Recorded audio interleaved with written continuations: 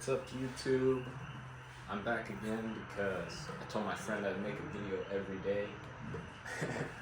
And I didn't really say how long, but I assume that means I probably got to go for at least a week. Today I wanted to show you my own tuning I came up with. So regular ukulele tuning, if you don't know, goes G, C, E, A. But mine goes like this. And that is C, G, D, E. So that's a C add 2 chord, whereas normally the normal tuning would be technically like a C6 or A minor 7, same thing. But I like this tuning. Well, number one, because it's significantly lower, which makes it go out of tune very quickly because the strings don't like to do that, but it's still fine. But I really like this because you got the low fifth. The fifth is on the bottom, right? G. And then what I really like doing is sliding this one around for that like chromatic bass movement, but it also gets me one of my favorite chord progressions, which is the 1 to the augmented 1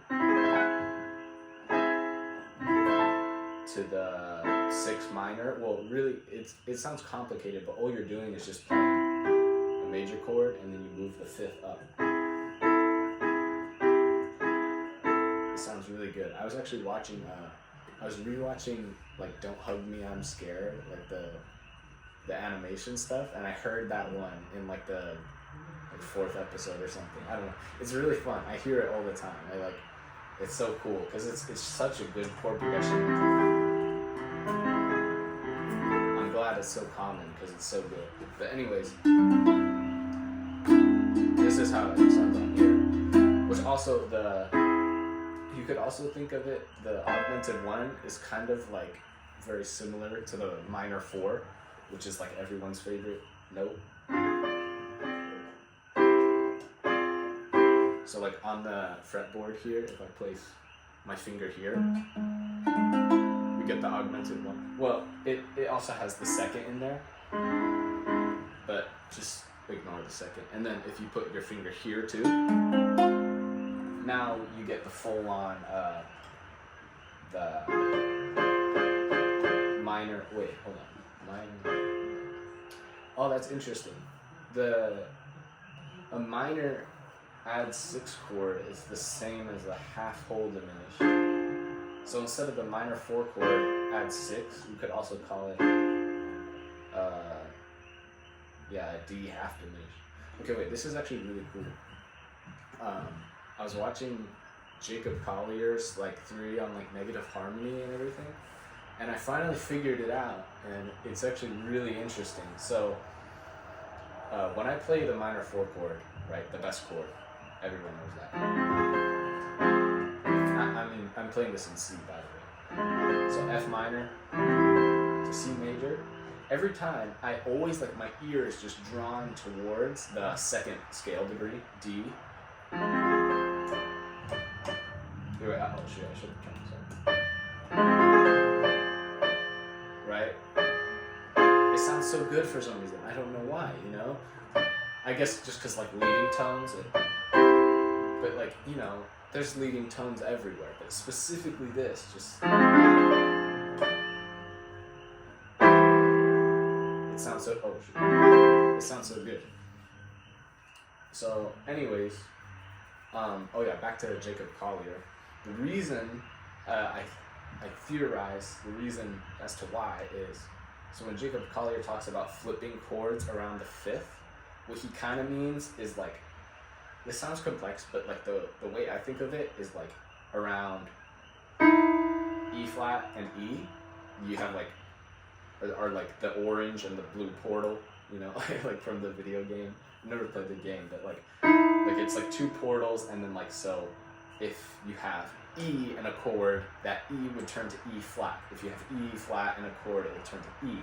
And then if you have F and a chord, it would flip over to D. I don't know if you guys can see very well. You might have to look at I don't know, your own keyboard or something, or think about it. But basically what I figured out is one thing Jacob Collier mentions a bunch of times is everything that's perfect becomes plagal, and everything plagal becomes perfect, and everything minor becomes major and stuff. So if we take a G7, the 5 chord in C major, and flip it around the 5th in C, like I was just talking about, around E and E flat, then the F will become the D, and the D will become the F, so that doesn't change. But the 2 outer notes, the G becomes C, and the B becomes A flat. The B becomes A flat, and if you check that out, that's our minor 4. That's our minor 4 chord. But we have the D there.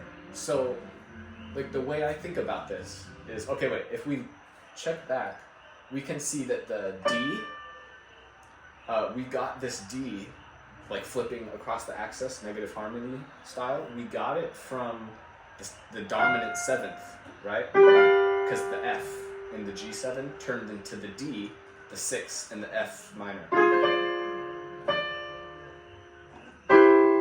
So the way I think about that is, like, you know, Jacob Collier mentions that, like, you know, like this is a chord that has the same amount of gravity as the G7. Sorry, like chords of that. Okay, but and you can hear that, you know, like you can really hear, and you can hear, like, it has the same amount of gravity. You know, it almost sounds the same, but like it, you know, it's so interesting. And basically, so yeah, the way I think about it is the D is like the same amount of importance and has like the same amount of like power as the F in like a G7. Because like in the G7, right, you don't really need the 5th, right? When you're playing a G7 chord, you know, like in every single like beginner book, it has like this voicing without the D. So like, because like you don't really need a D for your ears to hear like all you need is the 1st, 3rd, and 7th. So if we take that back to and flip that over, then we can see the D becomes the F, right? So that would mean, right, using all the logic up to so far, that would mean that if the D isn't that important, then that means the D's like flipped relative, which is F in this one. That would mean that the F isn't that important, and all you need is this, and this is just as equivalent as this voicing of the C7, this A flat, C, D, and you can really hear it. You know, it doesn't really change anything having that F. Same way how in the G7, G major 7, it doesn't change very much having the D. So like the same thing. And then this chord is so interesting, A flat, C, and D, because it's so, I'd have to think about this a little bit more. But yeah, I guess it is like an F minor 6, but just without the root. So I find that all very interesting. I want to get better at like thinking in this like negative harmony style, you know, because like everything in music, you know, like there's all kinds of patterns you use. So like one time I was thinking about like a chord, and I was like, I wonder what the opposite of this chord is.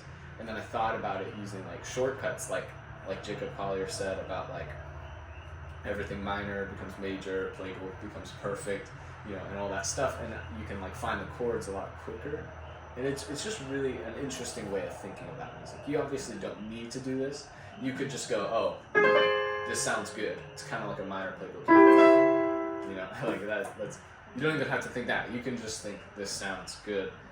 You know, but it's really fun, and it's very helpful to like think in these like new ways. Anyway.